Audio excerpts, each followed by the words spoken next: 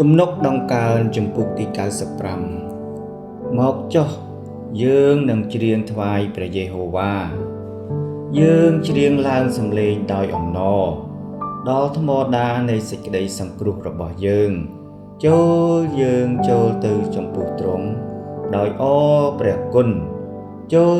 យើងឡើងសំឡេងថ្វាយទ្រង់ដោយទំនុកដង្កើងចុះត្បិតព្រះយេហូវ៉ាទ្រង់ជាព្រះយ៉ាងធំ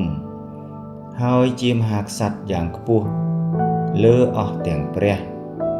អស់ទាំងទីជម្រៅនៃផែនដីនៅក្នុងព្រះហស្ថទ្រង់ហើយកំពូលភ្នំទាំងប៉ុន្មាន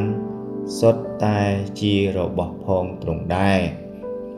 សមុទ្រជារបស់ផងទ្រង់គឺទ្រង់ដែលបានបង្កើតមកហើយគឺព្រះហស្ថទ្រង់ដែលបានសូនធ្វើដីគោកមកចុះចូលយើងអោនកាយថ្វាយបង្គំទាំងអស់គ្នាចូលយើងលុតជង្គង់នៅចំពោះព្រះយេហូវ៉ាជាព្រះដ៏បង្កើតយើងខ្ញុំត្បិតទ្រង់ជាព្រះនៃយើងខ្ញុំហើយយើងខ្ញុំក៏ជាវងជៀមនៅទីគង្វាលរបស់ទ្រង់គឺជារាជដែលនៅក្នុងព្រះហស្ថទ្រង់នៅថ្ងៃនេះបើឯងរាល់គ្នាឮសំឡេងទ្រង់នោះកុំឲ្យតាំងចិត្តរឹងរូសដោយកាលនៅត្រង់មេរីបាឬដោយកាលថ្ងៃនៅត្រង់ម៉ាសាក្នុងទីរហោស្ថាននោះឡើយ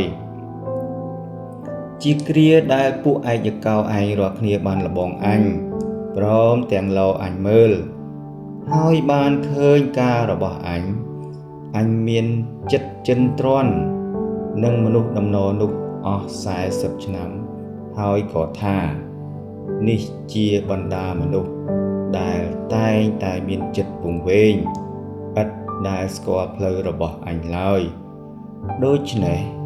អញបានស្បត់ដោយសេចក្តីក្រោធរបស់អញថាវារាល់គ្នានឹងមិនដែលចូលមកក្នុងសេចក្តីសម្រាករបស់អញឡើយអាមែនអាមែនអរគុណព្រះអង្គសរសើរដំណើរព្រះអង្គ